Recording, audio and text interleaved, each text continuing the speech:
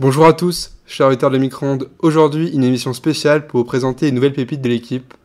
22 juin, le temps est bon, le ciel est bleu, et tout de suite, les chroniques de Cathy, Alexis et Harold. Bonjour à tous, je m'appelle Cathy Noyer, je suis la nouvelle recrue de Micro-ondes en communication. Aujourd'hui, je voudrais donc me présenter. Seul problème, je ne sais pas trop par où commencer pour me présenter, car déjà, j'ai parfois l'impression d'avoir plusieurs personnalités, et donc de ne pas me connaître moi-même. Et aussi car ma mère a pour mauvaise habitude d'écouter à ma porte tout ce que je dis, et cette intrusion dans ma vie privée me gêne. Mais après tout, elle a raison, car si une chose me caractérise bien, c'est cette habitude que j'ai de ne jamais parler.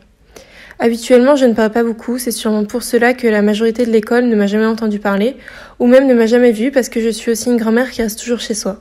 Enfin bref, tout ça pour dire que je suis Cathy et que je suis heureuse de faire partie de l'équipe de Micro-ondes. Lors de mes entretiens de recrutement avec Micro-ondes, je leur avais parlé de mon amour-haine pour Grenoble. Mais je ne pense pas vous parler de ça aujourd'hui, car cela me semble un peu trop trash pour une première rencontre, et étonnamment, c'est un sujet sur lequel je risquerais de parler pendant des heures. Et je ne pense pas que vous voulez m'entendre me plaindre pendant des heures. Alors j'ai réfléchi de quoi je pourrais vous parler.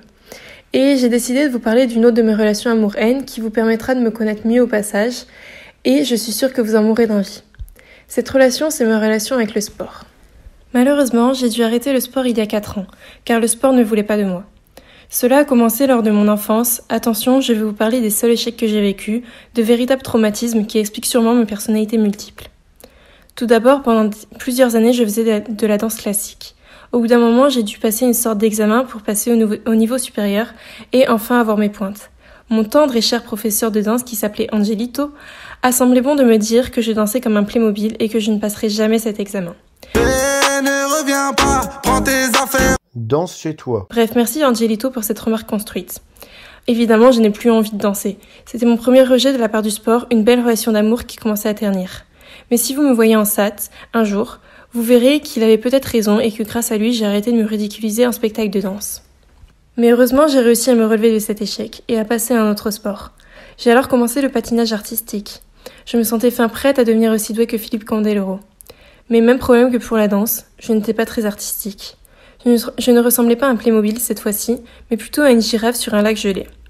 J'ai arrêté après m'être vue en vidéo. Deuxième rejet. Ensuite, je me suis mise à l'équitation, pendant plusieurs années aussi. J'en étais persuadée, cette fois-ci, j'avais trouvé le sport fait pour moi. Le cheval, ça m'a pris très tôt. Le cheval, je trouvais trop beau d'aller au galop. Le cheval, c'est génial. Et étonnamment, je me débrouillais pas trop mal. Mais évidemment, quand tout est rose, il y a toujours un problème pour venir tout gâcher. Ce problème a été une fracture avec luxation en tombant de mon cheval. J'ai arrêté 1 an et je n'ai plus jamais repris, car le cheval, c'est pas génial. Troisième rejet. Après tous ces malheurs, je me suis dit que j'allais construire une relation plus stable, par laquelle je ne pourrais plus être déçue. Cette relation allait être un sport plus sûr, dans laquelle je ne pourrais ni être ridicule, ni me blesser. Je me suis mise à courir. Plutôt sûr, n'est-ce pas ? Mon amour pour la course à pied ne cessait de grandir. Mais à force de courir, j'ai eu une tendinite au pied et j'ai dû briser cette merveilleuse relation. Donc, après ces multiples ruptures, j'ai conclu que le sport n'était pas fait pour moi. J'ai donc le regret de vous annoncer qu'au lycée, j'ai décidé d'arrêter le sport. Ce n'est évidemment pas faute de volonté car vous l'aurez bien vu, j'ai donné corps et âme pour être une fille sportive. Mais j'ai décidé de ne plus m'acharner pour trouver le sport fait pour moi.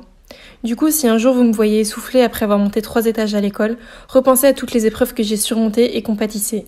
Et aussi, s'il vous plaît, arrêtez de me demander quel sport je fais quand vous me rencontrez. Cela n'aidera pas à ouvrir une conversation, bien au contraire. Bonjour, je m'appelle Alexis Loiseau et je suis trader chez Goldman Sachs. Dans le travail comme dans l'amour, je profite de la volatilité des valeurs pour obtenir un rendement net. Un jour, je nique la Grèce, un jour la stagiaire. Pourtant, me limiter à mes performances financières et charnelles serait réducteur.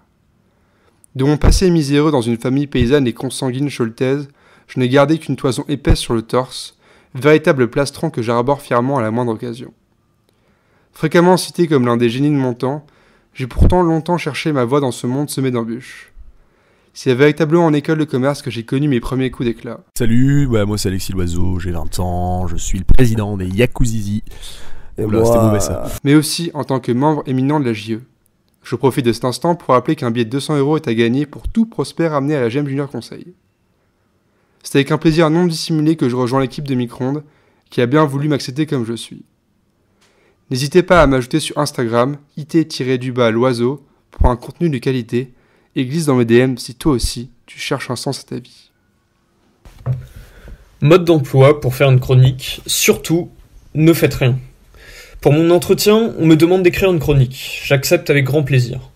Sans plus attendre, je m'attelle à l'ouvrage, j'ouvre mon ordinateur, je consulte la chaîne YouTube de Micro-ondes pour me mettre dans le mood.